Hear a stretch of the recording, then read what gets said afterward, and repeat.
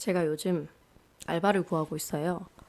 알바의 장점이 풀타임으로 일을 하진 않으면서 내가 원하는 시간에 있는 자리를 구할 수 있는 거잖아요.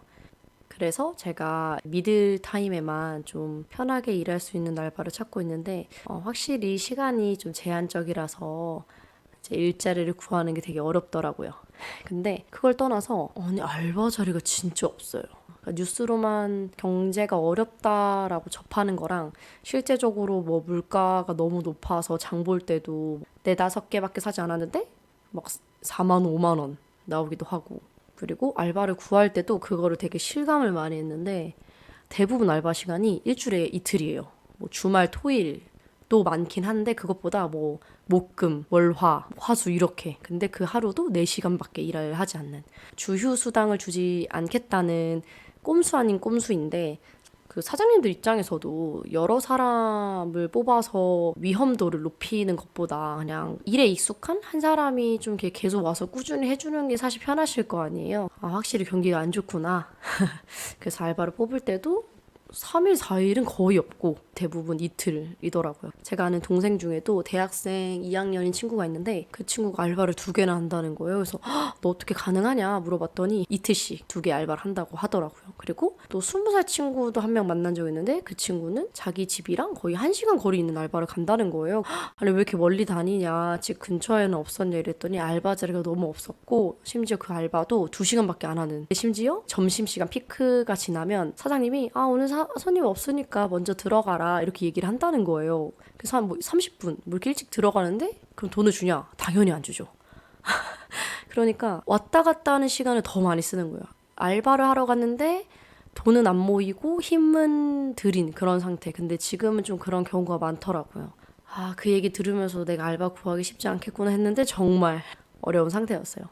뭐 제가 말하고 싶었던 건 이건 아니었고, 감사하게 카페 알바 면접을 보러 갔거든요. 그리고 분위기도 너무 좋았고 막 사장님이랑도 얘기도 잘 되고, 그리고 대부분 일하시는 그 카페 직원분들 나이가 저랑 비슷해서 잘 맞을 것 같다 이런 생각이 되게 들었어요. 뭐 한 3, 4일쯤에 전화 주겠다고, 떨어져도 연락 줄 테니까 기다리라고 하셔가지고 되게 좋다 하고 이제 기다렸죠. 근데 제가 착각을 한 게 하나 있었던 거예요. 제가 그 딱 알바를 하기로 했었던 날이 월화수목 딱 미들 타임이었는데 2달 뒤쯤에 약속이 있어서 시간을 빼야 될 수밖에 없는 상황이 된 거예요. 근데 사실 알바 입장에서 제가 뭐 얼마나 했다고, 그리고 회사면 공휴일이나 쉬는 날일 때는 쉬는 게 당연하지만 알바는 그런 개념이 아니잖아요. 면접이 끝나고 나서 그걸 한 이틀 뒤에 깨닫게 돼서 진짜 너무 걱정했거든요. 저는 거의 합격할 거라 100% 확신하고 있었고, 이걸 사장님한테 어떻게 말씀드리지? 거의 일주일 그냥 통으로 비운다는 거니까 말이 안 되잖아요. 그래서 너무 걱정을 염려하고 있었어요. 일단은 만약 합격했다는 연락이 오면 말씀드려서, 사실 그때는 제가 좀 일정을 조정을 해야 되는데 괜찮을지 한번 여쭤봐야 되겠다. 아니면 조금이라도 뭐좀 배려해 주실 수 있는지, 뭐 안 되면 그럼 일하기 어렵다고 말씀드려야겠다. 뭐 이제 이런저런 고민을 엄청 했어요. 그러고 나서 목요일날 연락을 주시기로 했는데 연락이 없는 거예요. 금요일도 연락이 없는 거예요. 분명 떨어져도 연락을 주신다고 했는데 연락이 없어가지고, 그러니까 그때 이게 허망하기보다는 엄청 바빠 보이기도 했어요. 그리고 사실 합격한 사람은 신경 쓰지 이해는 되고 막 그게 화가 나거나 그러진 않았는데, 진짜 웃겼던 게 뭐냐면 그런 말 있잖아요. 염려하고 걱정하는 거는 미래에 일어나지 않을 일을 미리 갖고 와서 걱정하는 거니까 하지 말라고. 사실 오늘 일만 걱정해도 충분하다고. 어차피 걱정해봤자 바뀔 거 없다고. 뭐 내가 걱정해서 뭔가 대비하거나 할 수 있는 상황이 아니면 걱정과 염려하지 말라는 그 말을 알고는 있었는데 이걸 제가 제대로 경험하게 된 거죠. 면접은 합격하지도 않았는데 나는 이미 합격할 거라 생각하고 이거 사장님한테 어떻게 말씀드리지, 저렇게 말씀드려야 되냐, 안 된다고 하면 어떻게 하지, 막 혼자 막 이런저런 고민하고 염려하고 스트레스 받았는데, 그러니까 아예 합격이 되지 않은, 그러니까 정말 쓸데없는 걱정이었고 염려였고 에너지를 쓴 거죠.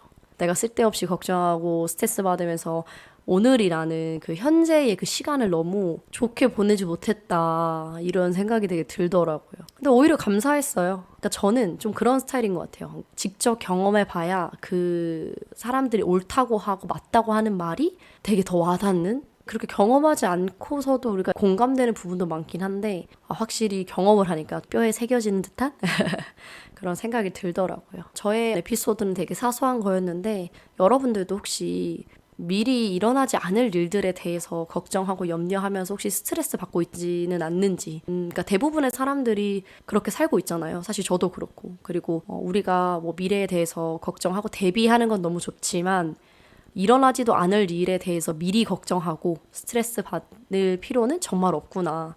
그냥 오늘, 지금, 현재에 집중하면서 감사하고 기뻐하고, 그리고 내가 만약 대비할 수 있는 게 있다면 그냥 준비만 하고, 미래는 미래에 이렇게 맡겨두는 것도 정말 지혜로운 삶의 방식일 수 있겠구나. 라는 생각을 했던 시간이었습니다.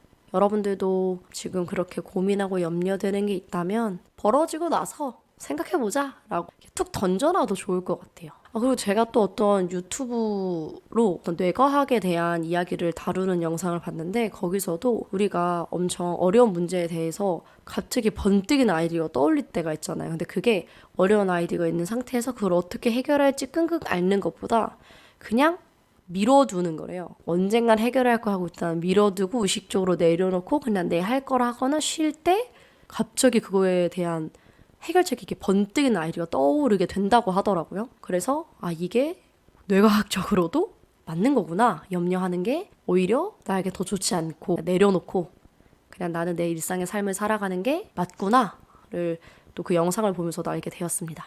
사실 너무나 당연한 소리라서 여러분들에게 어떻게 들릴지 모르겠지만 혹시 요즘 어떤 거에 대해서 걱정하고 계시고 염려하고 계시고 좀 불안하고 좀 스트레스 받는다면 의도적으로 조금 맡기고 내려놓는 걸 한번 연습해 보시면 어떨까.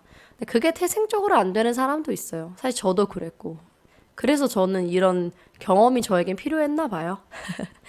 벌어지고 걱정합시다, 우리. 정말 내가 걱정하고 염려한다고 해서 상황이 바뀌는 것도 아니고 오늘 지금 내 앞에 있는 사람, 내 앞에 주어진 감사할 것들, 기뻐할 것들에 집중하면서 현재를 살아가 보는 우리들이 되었으면 좋겠습니다.